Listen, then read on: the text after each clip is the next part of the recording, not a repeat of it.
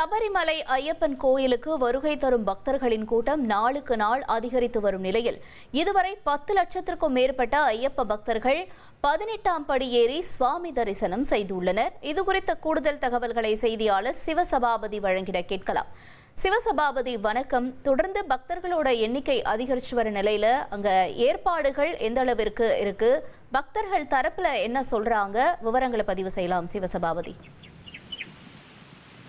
சபரிமலை ஐயப்பன் கோயில் மண்டல காலத்துக்காக நடை திறக்கப்பட்டதிலிருந்து பாத்தீங்கன்னா ஐயப்பனை தரிசனம் பண்றதுக்காக மாலை அணிந்த பக்தர்கள் இருமுடி கட்டி 18ஆம் படி ஏறி தரிசனம் செஞ்சுட்டு இருக்காங்க.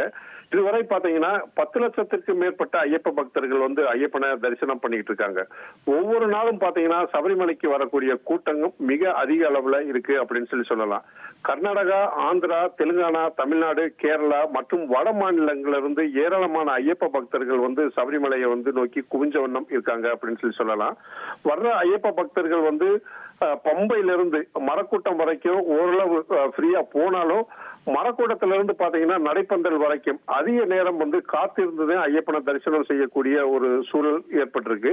வர்ற பக்தர்களுக்கு எந்த நெருக்கடியையும் சிக்காம அவங்க ஐயப்பனை தரிசிக்கணும் அப்படிங்கறதுல கேரள அரசு, தேவசம் போர்டு, போலீசார் இவங்கெல்லாம் மிகுந்த கவனம் எடுத்துக்கிறாங்க அப்படின்னு சொல்லலாம். ஏன்னா கடந்த சில தினங்களுக்கு முன்பு மிக நெருக்கடி ஏற்பட்டதுனால பல பக்தர்கள் ஐயப்பனை தரிசனம் செய்யாம ஊர் திரும்பிய சம்பவம் இருக்கு. இதனால வர்ற ஐயப்ப பக்தர்கள் எல்லாமே ஐயப்பனை தரிசனம் செய்யணும் அப்படிங்கறதுல ரொம்ப கவனமா இருக்காங்க. இது மட்டும் இல்லாம பாத்தீங்கன்னா வரும் ஐயப்ப பக்தர்கள் போதுமான, அதாவது உடல்நிலையோட வரணும், உடல்நிலை சரியா நல்லா இருக்க மாதிரி வரணும் அப்படிங்கறதையும் தொடர்ந்து தேவசம் போர்டு வலியுறுத்திட்டு இருக்காங்க.